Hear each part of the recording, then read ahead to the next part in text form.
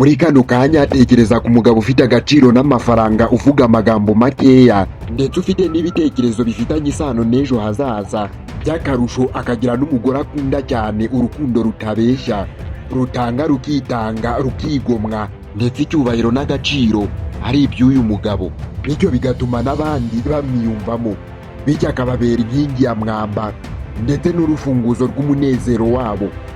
Noneho tekereza uyu mugabo turi kwimajina aka kanya ufite ibyo byose, haba icyubahiro n'amafaranga n'igikundiro, atangiye kwibagirwa uwo ari we n'uko sosiyete tumufata, agakora ibintu bimushyushya mu mutwe birimo urukundo rwinshi afitiye umugore we, muri make akumva ko urukundo ruvugwa mu kwitanga birenze urugero, no guhoza ibitekerezo bye inyuma, agashyira ibitekerezo by'umugore w'imbere kandi buri gihe agacika ku nshuti ze kubera ko umugore we atazikunda, byongeye kandi akareka n'akazi akunda kubera gutinya gukumbura umugore we, agahorana ijambo yego ngo atiteranya, kandi namwe murabizi yego niyubaka icyubahiro.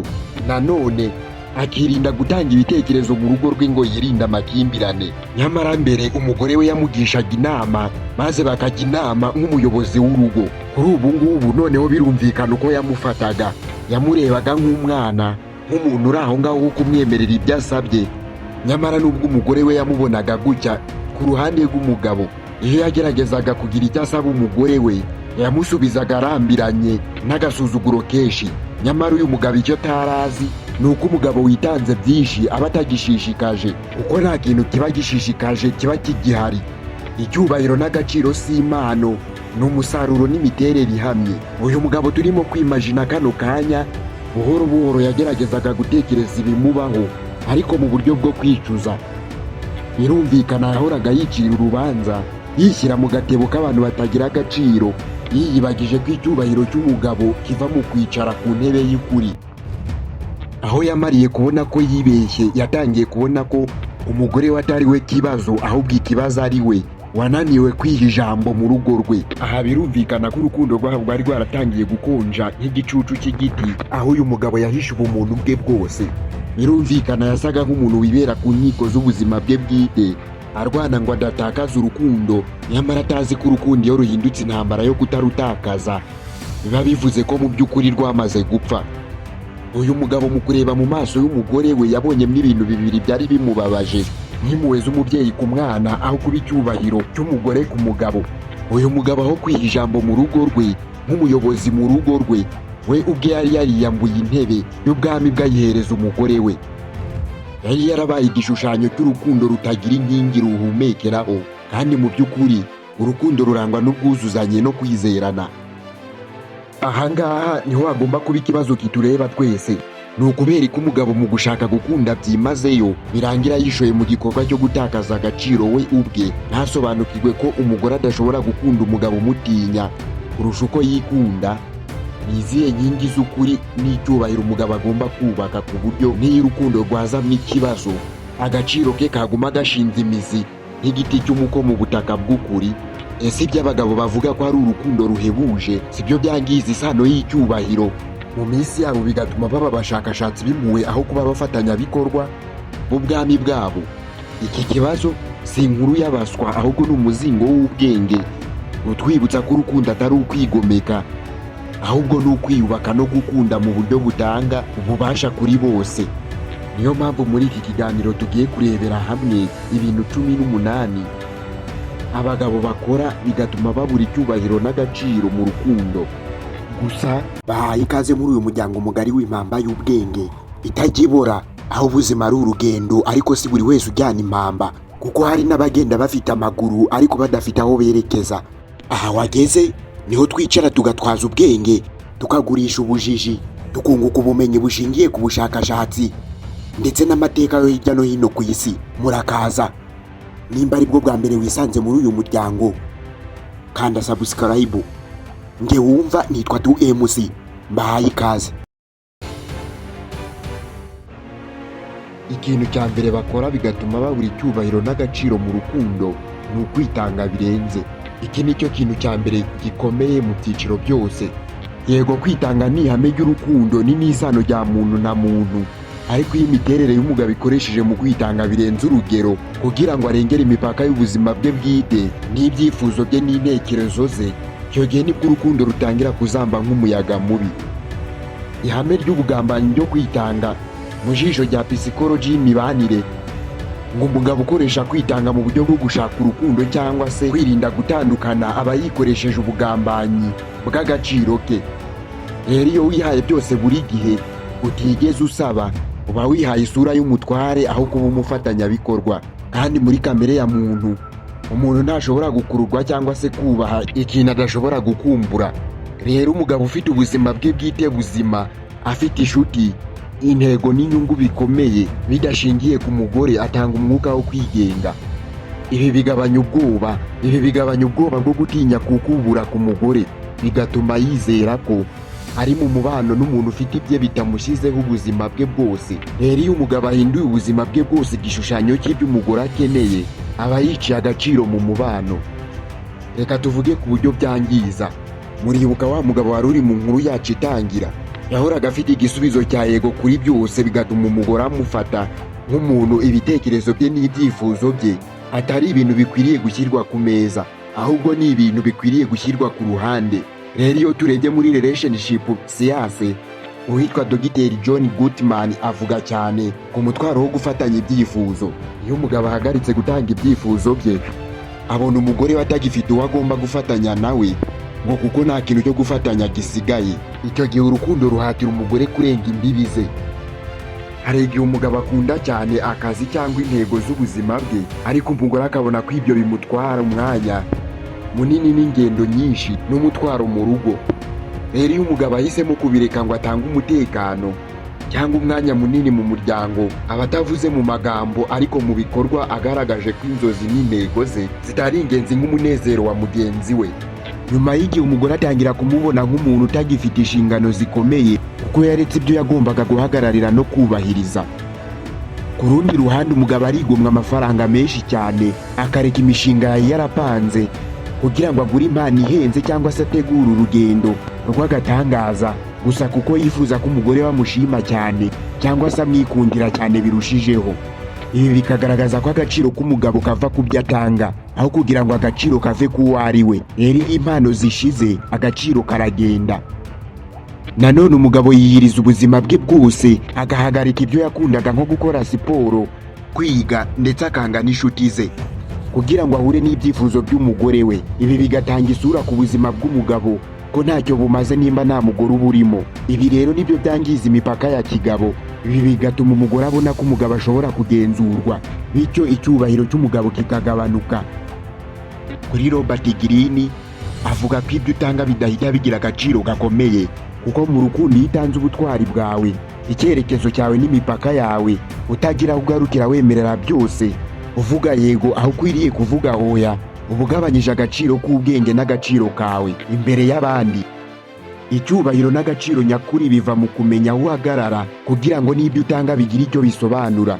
Umugore ashima umugabo ufite intego n'ubuzima bwe bwite, atari uwitandukanyije nawe ngo amukurikire nk'igicucu, kugira ngo umugabo ataba inyuma y'igice cyo kwitanga cyane birenze urugero. Agomba kubanza kumenya ko urukundo rushishikaje rugomba gusaba ikiguzi, kwihangana, kwitanga no gutanga imbaraga. Ariko icyubahiro n'agaciro ntibigomba gusaba ikiguzi cyo kwiyangiza. Cya kabiri abagabo bakora bigatuma babura icyubahiro n'agaciro mu rukundo, ni ugutinya kuvuga ukuri kwabo. Ibi ngibi ni ugukora ubugambanyi ku ijwi ryawe, kuko iyo umugabo arushaho kubaka ubuzima bushingiye ku guhisha ukuri kwe, ni nako agaciro ke kagabanuka mu maso y'uwo bakundana. Utinya kuvuga ukuri kwawe, cyane cyane iyo ukuri gusohoka kugena ibyifuzo by'umugore wawe, ibyo ngibyo ntibiba bigaragaza yuko umugabo ari mwiza cyangwa se ko atuje. Ukuri guhari ku mugabo ni ubwoba bwo kutemerwa burwanya n'intego yo kugira isano ihamye. Umuhanga mu by'imibanire Esther Perel umva icyo abivugaho ku bigendanye n'akamaro ko kugira ubwigenge mu mubano. Ngo umugabo utinya kuvuga ukuri kwe ngo aba yaratakaje ubwigenge bwe, agahinduka igice gishingiye ku miterere n'ibyifuzo by'umugore we. Iyo umugabo ahindutse cyane mu byo atekereza kugira ngo ajye mu byifuzo by'umugore we, icyo gihe aba yerekanye ubushobozi buke bwo kwihesha agaciro. Nimba uri kwibuka ya imagination twatangiriyeho, uriya mugore ashobora kuba yarabonaga umugabo we nk'umuntu utari ukuri kwe. Ahangaha iyo umugore abonye kutizera ukuri kwiwe, ntashobora kukubaha cyangwa kukwizera. Reka noneho dufate ingero zo muri kamere. Nk'ubu nimba umugore akora ibintu bitemewe mu mubano, nk'urugero nko kwibasira umuryango w'umugabo cyangwa se gukoresha imvugo mbi n'ibindi, ariko umugabo ntagire ikintu abivugaho agaceceka kugira ngo yirinde amakimbirane, iki gikorwa ntabwo gitanga amahoro, ahubwo gitanga urubanza rwa mbere rwo kwemera ko agaciro k'umugore kari hejuru y'amahame y'umugabo. Buri gihe nimba umugabo atavuga oya aho bikwiye, aba yongereye igiciro cy'ubukode bw'umubano. Icyo gihe agaciro kawe kaba kagabanutse. Rukiri ku ngero zo muri kamere, umugabo ukunda ubuzima bwa siporo cyangwa se kwiga ibintu bishya, icyo gihe umugore we yamurambiwe aramubaza uti ese ni ubuhe butumwa buri muri ibyo ngibyo urimo byaruta urukundo rwacu? Ngira ngo wareka ibyo ngibyo urimo ukaza ukita ku mubano wacu n'urukundo rwacu.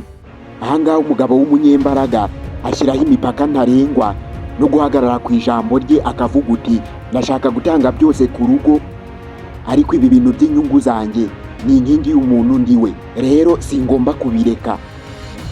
Ahangaha umugabo utinya kuvuga ukuri kwe arabireka.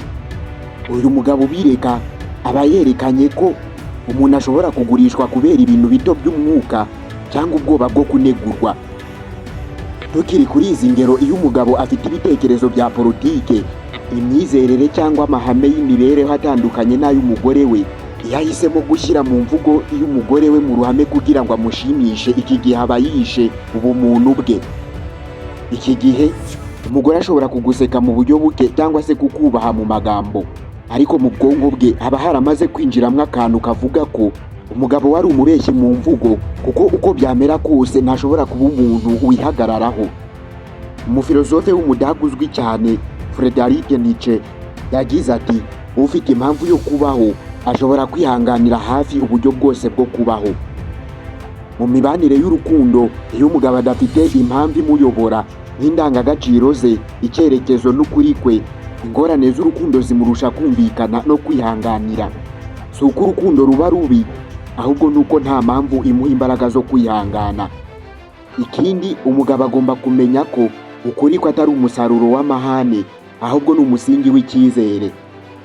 Mu yandi magambo, nk'umugabo iyo uvuga ukuri kwawe uba utanga ubwiza buhamye, kandi uba wemeje ko ibitekerezo byawe bifite agaciro mu mubano. Icyo gihe uko umugore yaba ananiwe kose cyangwa se uko yaba arakaye, azagira icyubahiro cyihishe ku mugabo uzi gucunga ukuri kwe.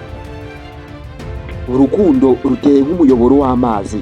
Nimba umuyoboro w'umugabo wuzuyemo ibitekerezo n'amabanga byahishwe, icyo gihe umubano ntushobora gutanga amazi meza. Icya gatatu kizatuma umugore agutakariza icyubahiro n'icyizere mu rukundo n'umubano wanyu, ni ukuba wa muntu uhora akeneye kwemerwa n'abandi cyangwa se kwemezwa n'abandi.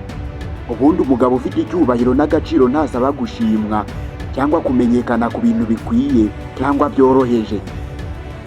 Nk'iyo umugabo ahora asaba umugore we kumwereka yuko amukunda, ko yabaye intwari cyangwa se yakoranye ubuhanga ku bintu bisanzwe, icyo gihe aba yerekanye ibintu by'ubusa mu mutima w'umugore we. Mu mibanire, gushaka gushimwa cyangwa kumenyekana birenze bitanga isura yo kutiyizera. Umuhanga akaba n'impuguke mu kumenya ubwenge bwo kumenya no gusobanukirwa amarangamutima ya muntu, Daniel Goleman, yerekana ko kwizera ari inkingi ya mbere y'imiyoborere.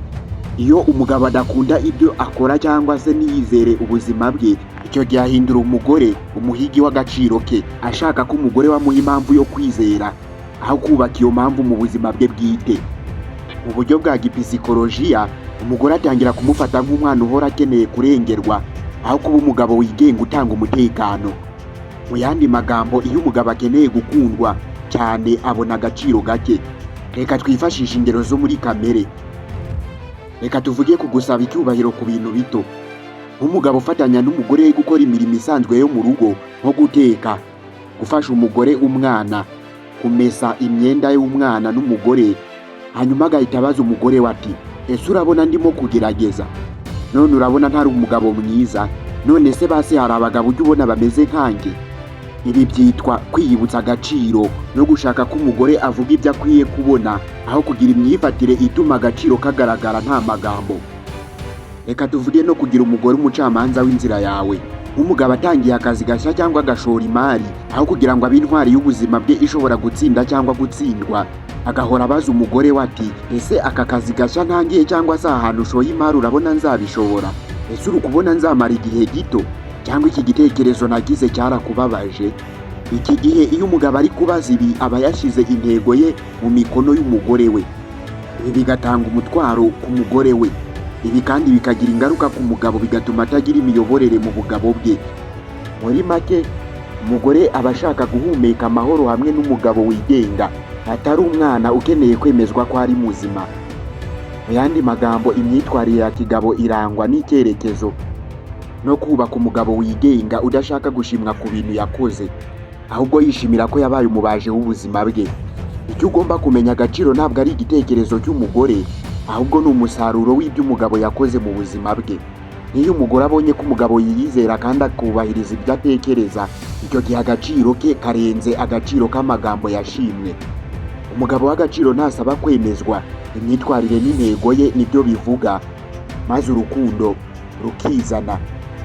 Ikintu cya kane kizatuma umugore wawe agutakariza icyizere n'urukundo mu mubano wanyu ni ukwigira umucamanza wawe. Mu yandi magambo, ni ugushyira icyubahiro cyawe mu rukiko. Iyo ukoze ibi ngibi uba uhinduye umugore wawe umucamanza wawe w'imbere.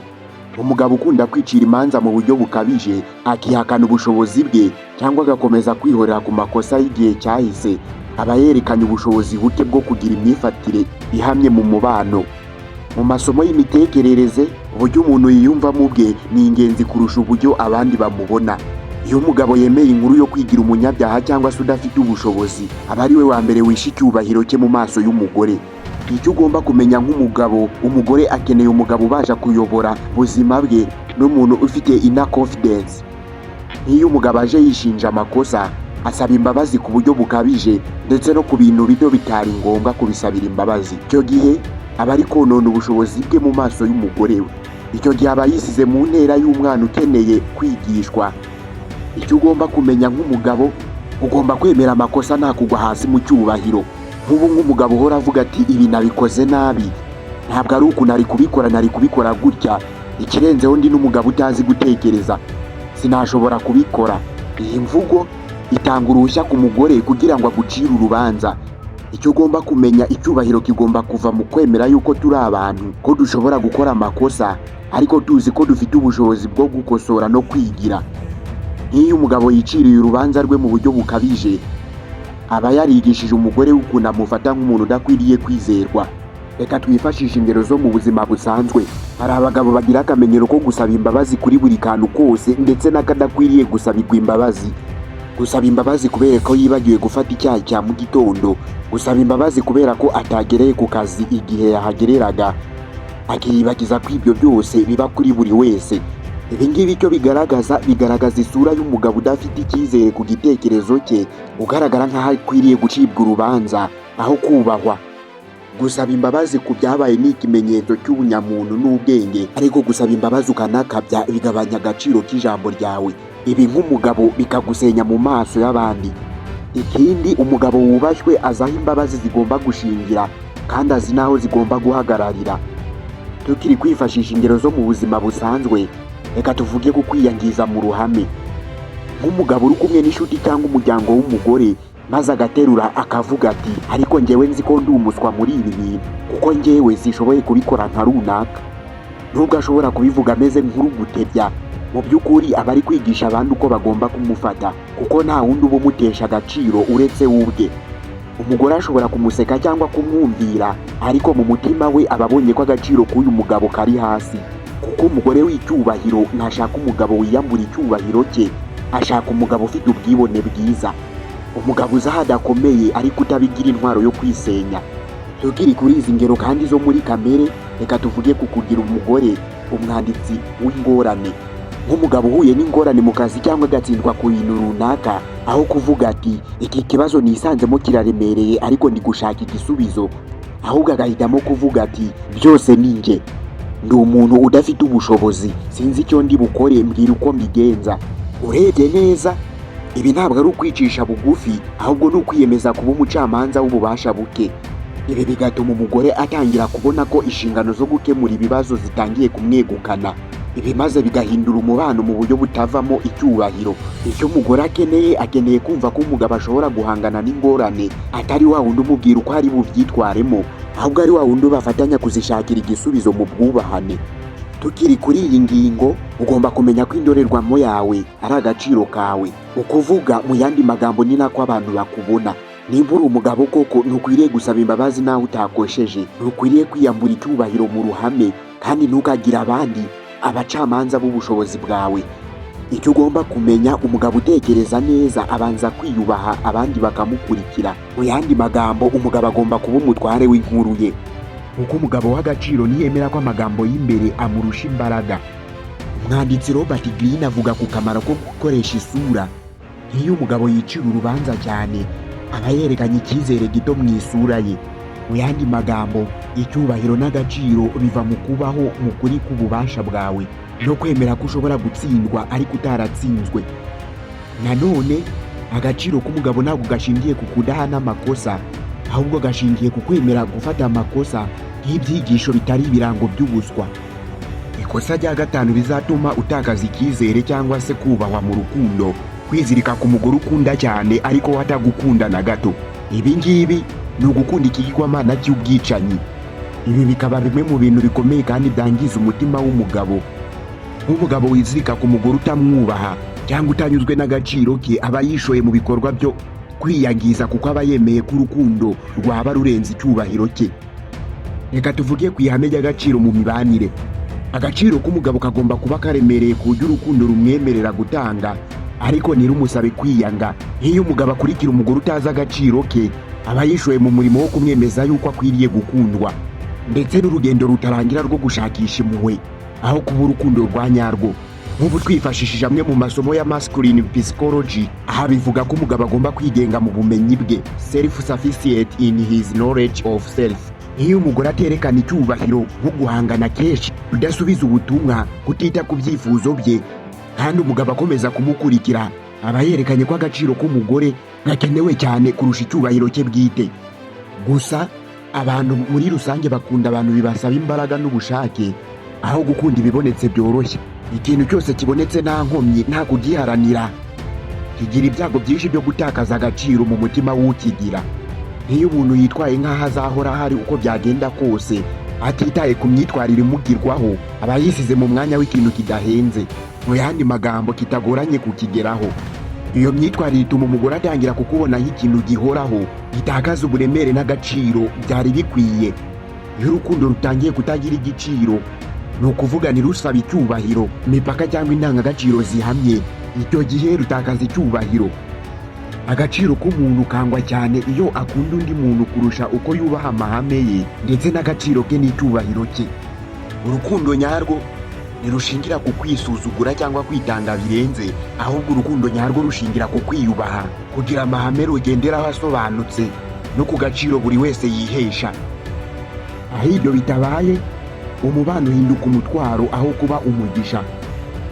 Twifashishije nk'ingero zo mu buzima busanzwe, nimba umugore akunda gukoresha ijambo gutandukana nk'intwaro, nko kuvuga ati niba udakoze ibi ndagiye, umugabo akizirika kubera ko atinya ubwigenge cyangwa se gutakaza urukundo.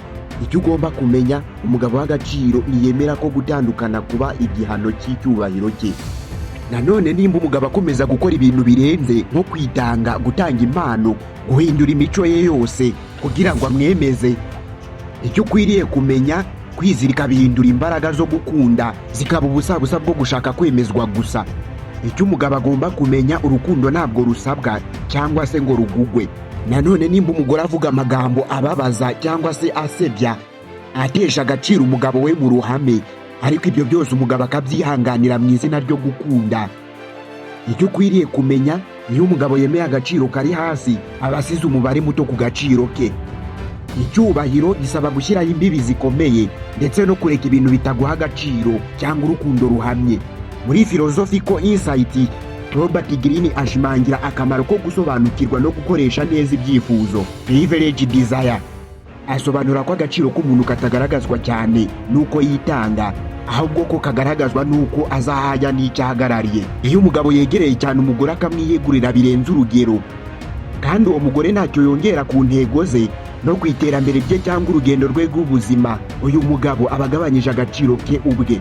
Mu by'ukuri aba yiyerekanye nk'utiyubaha, maze agahinduka nk'ikintu cyatanzwe ku buntu. Icyo Robert Greene atwigisha ni uko kwiyubaha, kugira intego zisobanutse no kudaharanira gushimisha undi muntu bituma wubaka agaciro kawe.